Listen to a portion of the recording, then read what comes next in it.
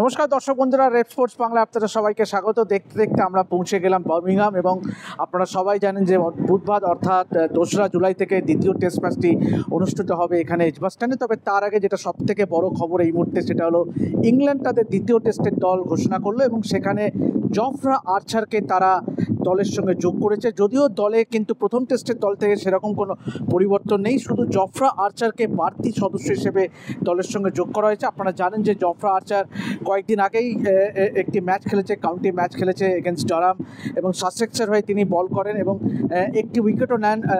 ডারামের opener Emilio গ্রেকে তিনি out করেন এবং পাশাপাশি তবে জফরা আর্চারের অন্তর্ভুক্তি নিয়ে কিন্তু বেশ বিতর্কও দেখা দিয়েছে, কেননা সাসেক্সের কোচ পল ফাব্রেস কিন্তু পরিষ্কার বলেছেন যে জফরা আর্চারকে নেওয়াটা কিন্তু উচিত হয়নি, তাকে ইংল্যান্ড স্কোয়াডে রাখা উচিত ছিল, কিন্তু তাকে তৈরি রাখা উচিত ছিল যাতে করে তৃতীয় টেস্টে লর্ডসে তাকে খেলানো যায়। কিন্তু ইংল্যান্ড নির্বাচকরা কিন্তু তড়িঘড়ি কিন্তু জফরা আর্চারকে দলের সঙ্গে যোগ করলেন। পাশাপাশি ভারতীয় দলের প্রসঙ্গে যদি আসে, অবশ্যই আপনারা জানেন যে গতকালই ভারতীয় দল এই বার্মিংহামে পৌঁছে গেছিল এবং আজকে তারা গোটা দল কিন্তু ব্যাসেজ পার্ক বলে একটি জায়গায় টিম বন্ডিং সেশনে ব্যস্ত ছিল এবং মূলত পিকেল বল খেলেই কিন্তু আজকে টিম বন্ডিং সেশনে ব্যস্ত থাকে ভারতীয় ক্রিকেটাররা।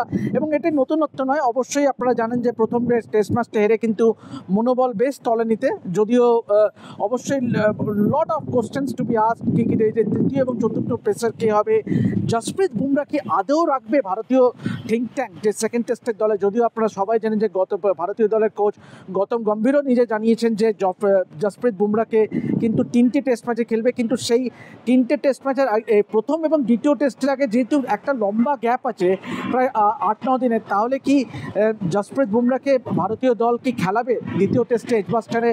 যদিও আপনারা জানেন যে এই এজবাস্টনেই কিন্তু গতবার যে লাস্ট যে টেস্ট ম্যাচটি হয়েছিল সেই টেস্ট ম্যাচে কিন্তু জসপ্রীত বুমরা কিন্তু ব্যাট হাতে অনবদ্য একটা ইনিংস খেলেছিলেন। তো এই ছিল আপাতত আপডেট আমাদের এখানে বার্মিংহাম থেকে। তো এভাবেই দেখতে থাকুন রেড স্পোর্টস বাংলা এবং যাবতীয় আপডেট জুড়ে অবশ্যই চোখ রাখুন রেড স্পোর্টস বাংলার পর্দায়। আমি দেবাশিস আপাতত সাইন অফ করছি, ধন্যবাদ।